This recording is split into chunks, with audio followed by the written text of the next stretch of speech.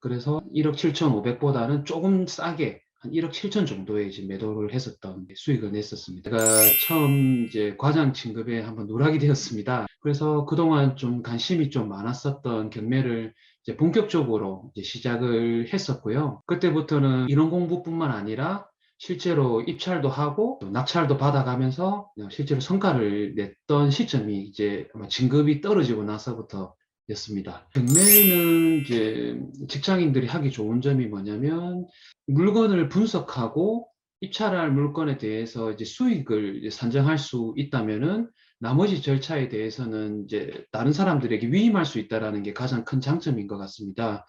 예를 들면 경매장에 가서 직접 입찰을 해야 되는데 뭐 시중에 나와 있는 책들을 보면 직장인들이 뭐 연차를 내거나 반차를 내서 입찰장에 가서 이제 입찰을 받았다라는 내용이 있는데 실제로 경매를 해보면 한두 번에 낙찰받는 경우가 정말 드뭅니다. 보통 7번에서 10번 정도의 폐차를 해야지만 좋은 물건과 좋은 가격에 낙찰을 받을 수 있습니다.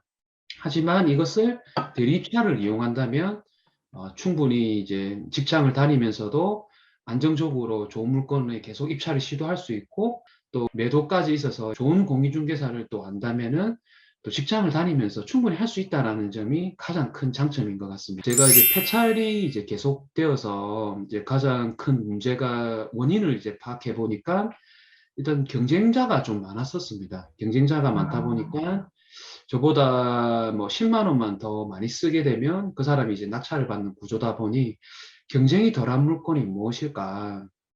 그러려면 사람들이 좀 기피하는 물건들, 그거를 좀 찾는데 조금 주안점을 뒀었거든요. 그래서 제가 첫 번째 낙찰구로 9번을 이제 폐차를 했습니다. 사람들이 안 하는 지역은 어디일까? 그게 이제 포항이었습니다. 이제 포항이 그 당시에 지진이 나고 부동산 경기가 참 많이 안 좋았습니다. 지금은 이제 많이 올라서 지금 경매장에 가도 사람이 많은데 그 당시만 해도 입찰장에 가면 한산했습니다. 그리고 그 지역을 선정을 했고, 그리고 포항에 있는 지역 중에서도 1층 빌라가 나왔었는데 거기가 이제 지진이 나서 타일이 다 무너지고 또 햇빛이 안 들어서 이제 곰팡이가 많이 들어오는 빌라라서 이제 계속 유찰이 되고 있었는데 제가 이제 그 지역을 방문하고 부동산에 들어갔을 때 곰팡이는 이제 시공을 하면 충분히 없어질 수 있는 거였고 타일이 부러진 거는 이것도 수리를 하면 되겠다라는 생각이 들더라고요. 그래서 제가 그때 이제 입찰을 했고 두 명이 이제 들어왔었고 제가 낙찰을 받았었거든요. 그때 1억 4천에 이제 낙찰을 받았었고 어, 낙찰을 받자마자 이제 명도를 하고 수리를 다 해놓고 매도를 이제 바로 진행을 해서 6개월 만에 제가 이제 매도를 했었던 경험이 있었거든요. 그래서 이제 폐찰되면서도 조금 경쟁이 덜한 물건에 좀 들어가야 되겠다라는 제 스스로의 그 노하우를 이제 좀 취득했던 그 계기였던 것 같습니다. 그때 최종 이제 매도가가 1억 7,500 정도 됐었거든요. 그래서 1억 7,500보다는 조금 싸게 한 1억 7천 정도에 이제 매도를 했었던 수익을 냈었습니다. 단기간에. 곰팡이 부분은 제가 그 시공업자를 불러가지고 곰팡이를 제거를 하고 단열 작업을 진행을 했습니다. 그렇게 하고 타일 부분 같은 경우는 타일 시공을 업자를 불러서 타일을 고치고 나니까는 총 수리 비용이 한 120만 원 정도밖에 안 들었었거든요. 그리고 그 빌라 같은 경우는 앞에 이제 학교가 바로 인접해 있고 공원도 있고 이래서 수요자들이 되게 많이 있었었거든요. 그래서 좀 쉽게 좀 팔 수 있었던 것 같습니다. 그때.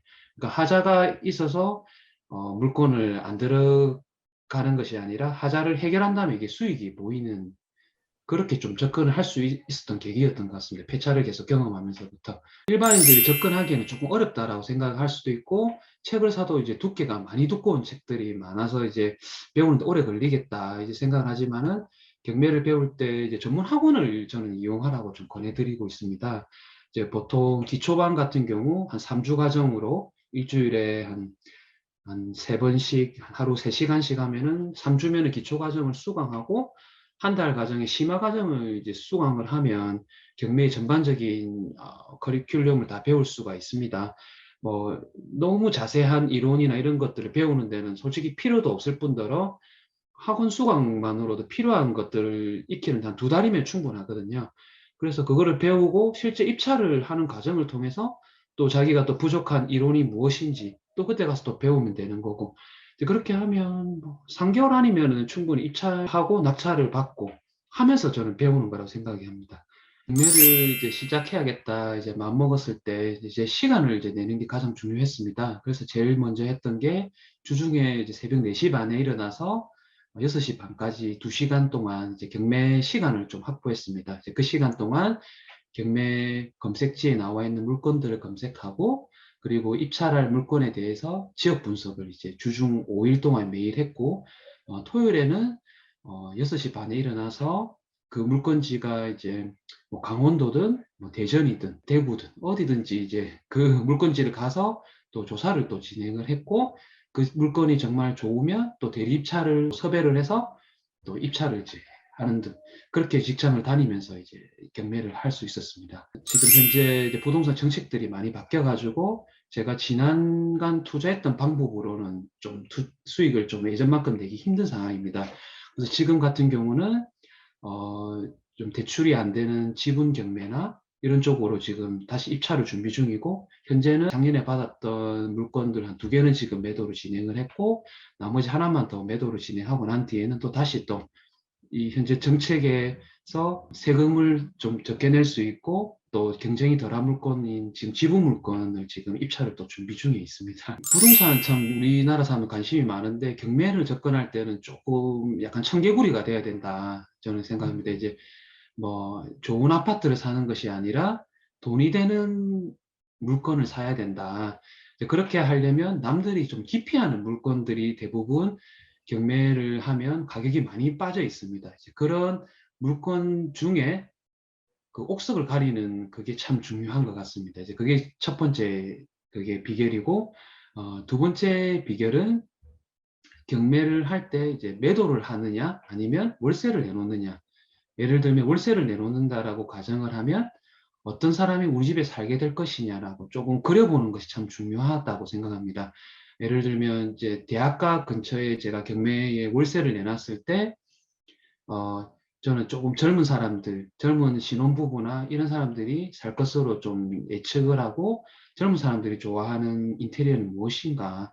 그래서 저도 인테리어에 대해서 전문가는 아니지만, 뭐 인터넷을 찾아서 뭐 보니까 심플하고 화이트 계통의 이런 그런 쪽을 좀 유행을 하고 있더라고요. 그래서 그런 쪽으로 공부를 해서 인테리어를 실질적으로 진행을 하고, 또 막상 또 집을 내놓으니까 또 젊은 신혼부부가 와서 저희 집을 좀 계약을 하셨었거든요. 그렇게 좀 경매를 하면서도 우리 집에 살게 될 사람은 누가 될 것인가라고 항상 그려보는 게 중요할 것 같습니다. 제가 하고 있는 경매 같은 경우는 빌라나 뭐 단독 아파트, 좀 인기가 없는 물건이다 보니까 이 물건들을 팔 수 있는 공인중개사는 정말 많이 없다고 저는 생각이 들거든요. 그래서 최대한 많은 공인중개사를 만나는 게 가장 중요하고, 제 물건을 내놨을 때 팔고자 하는 의지를 보여주시는 분이 계시긴 해요. 이제 그런 분들을 만났을 때 저는 이제 만약에 일반 이제 공인중개 수수료로 냈을 때 70만 원이라 하면 저는 먼저 그분들한테 50만 원을 먼저 드리거든요.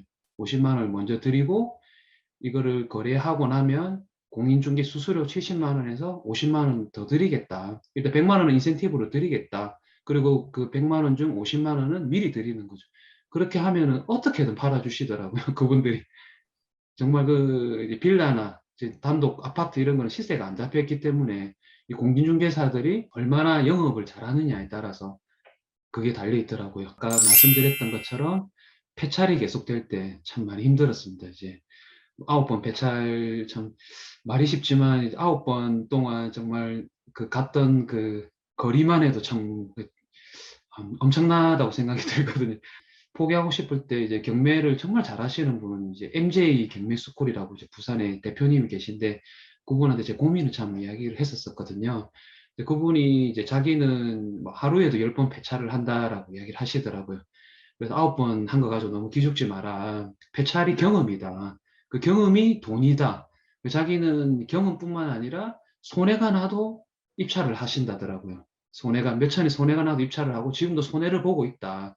왜냐하면 이런 손해와 경험이 쌓여야지만 정말 남들이 보지 않는 물건을 보게 되면 눈이 가진다. 그거는 오직 경험과 실패를 통해서만 만들 수 있다. 그래서 이제 그분과의 만남 이후로 저도 이제 폐차를 많이 하는 걸 오히려 지금 조금 즐기고 있습니다. 근무를 하고 있는 이제 대구에서 이제 빌라를 하나 낙찰을 이제 받게 되었습니다. 이제 그거를 이제 월세를 돌릴까, 이제 에어비앤비로 돌릴까 이제 고민을 좀 하고 있던 중에 제 친구가 이제 대구에 이제 놀러 오려고 하는데 숙소가 많이 없다. 대구는 관광지가 아니다 보니까 부산에 비해서 뭐 호텔이나 이런 데가 많이 없고 다 모텔 이런 데서는 좀 자기 싫다. 그래서 한번 에어비앤비를 한번 해보자라고 이제 마음을 먹었었고 이제 에어비앤비를 좀 가볍게 좀 시작을 하려고 이제 뭐 전자레인지나 뭐 이런 모든 것들을 중고로 다 구매를 했습니다. 뭐 당근마켓 이용해 중고로 다 구매를 하고 그리고 이제 에어비앤비 앱을 다운받아서 주위에 있는 숙소를 보니까 다 10만 원 이상의 이제 가격대가 좀 높더라고요. 그래서 나는 한번 5만 원대로 한번 숙소를 한번 열어보자. 그래서 가격을 이제 5만 원대로 세팅을 하고 업로드를 마치고 이제 출근하려고 아침 일어났는데 다음날 바로 예약 요청이 바로 왔더라고요. 그래서 이제 예약 요청을 하고 승인을 하고 그렇게 되니까 수수료가 바로 다음날 입금이 되더라고요. 그렇게 이제 가벼운 마음으로 이제 했던 것이 수익이 생각보다 좀 많이 나더라고요. 제가 처음 시작했을 때는 뭐 이불 빨래나 청소 이런 거를 이제 제가 직접 다 했었는데 지금은 이제 에어비앤비 이제 얘만 관리를 하고 청소나 이런 것들은 지금 다 이제 맡기고 위임을 하고 있습니다. 맡기지 않았을 때는 한 150만 원 정도 이제 수익이 났는데 지금은 청소 대행업체나 이런 데를 이용해서 좀 수익은 한 그보다 훨씬 많이 줄었죠. 한 70에서 한 100만 원 정도 그렇게 하고 있지만은 한 번쯤은 직장을 다니면서 하기에는 참 좋은 아이템인 것 같습니다. 일단 지금 뭐 동대구역에 이제 보면은 그 당시에 할 때만 해도 가격이 한 10만 원대 이상의 이제 고급 에어비앤비가 많았었습니다. 뭐 안에 뭐 마사지기도 있고 컴퓨터, 영화관처럼 볼 수 있게 너무 이제 잘 되어 있었고 이 사람들 따라가기에도 투자비도 좀 많이 걱정이 됐었었고 또 이제 너무 경쟁자들이 많았던 부분에서 어떻게 하면 여기서도 수익을 낼 수 있을까 고민을 참 많이 했었습니다. 그래서 고민을 하고 있는데 저희 팀장님은 이제 서울에서 이제 출장을 오시는데 그 모텔에서만 자고 나면 항상 피곤하시다는 거예요. 이게 뭐 맨날 가도 잠을 잘 못 자는 것 같고 괜히 음침한 것 같고 그래서 모텔이 가격이 그때 5만 원 했었거든요. 그래서 모텔 가격에 좀 안락하게 잘 수 있는 공간을 한번 만들어 보자. 그래서 이제 플랜 A는 아니지만 플랜 B, 이제 대체적으로 최고의 숙소는 아니지만 가격이 좋고 편안하게 잘 수 있는 숙소로 구현해 보자라고 해서 정말 안에는 뭐 전자레인지, 뭐 세탁기, 뭐 수건 이런 것만 구비를 해놓고 나머지는 하나도 구비를 안 해놨거든요. 정말 쾌적함에 오직 그렇게 했을 때 아무도 이제 그렇게 구현하는 에어비앤비는 당시에는 없었었거든요. 비즈니스 호텔 격인데 5만 원대로 잘 수 있는 곳. 그렇게 해서 좀 사람들이 이제 가볍게 와서 혼자 대구로 오시는 분들이 되게 이제 많이 만족해 하시더라고요. 비록 뭐 컴퓨터나 뭐 이런 편의시설은 없지만은 좋은 가격대에 편안하게 묵고 가시는 분들도 되게 많았었고 또 명절이나 이런 날에는 뭐 4박 5일 길게 예약을 하셔가지고 이 정도 가격에 뭐 혼자 시간을 보낼 수 있는 건 없었다. 이렇게 리뷰가 계속 쌓이다 보니까 뭐 예약창을 열면은 바로 예약이 마감이 되더라고요. 솔직히 처음 시작할 때 동력은 두려움이었다고 말씀드리고 싶고요. 퇴사한 선배들이 보통 창업을 하고 나서 3년도 안 돼서 90%가 다 망하는 걸 봤습니다.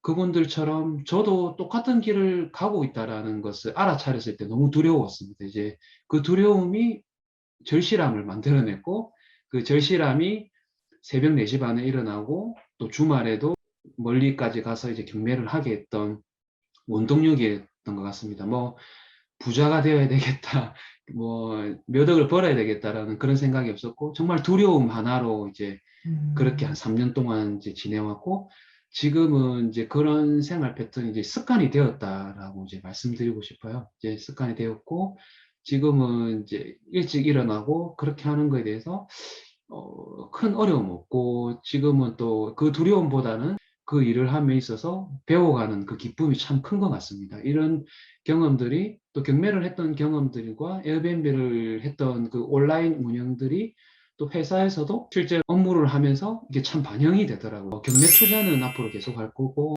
지금 오프라인 매장을 이제 관리하고 있는데, 지금 이제 대리점 가도 상권이 많이 무너졌습니다.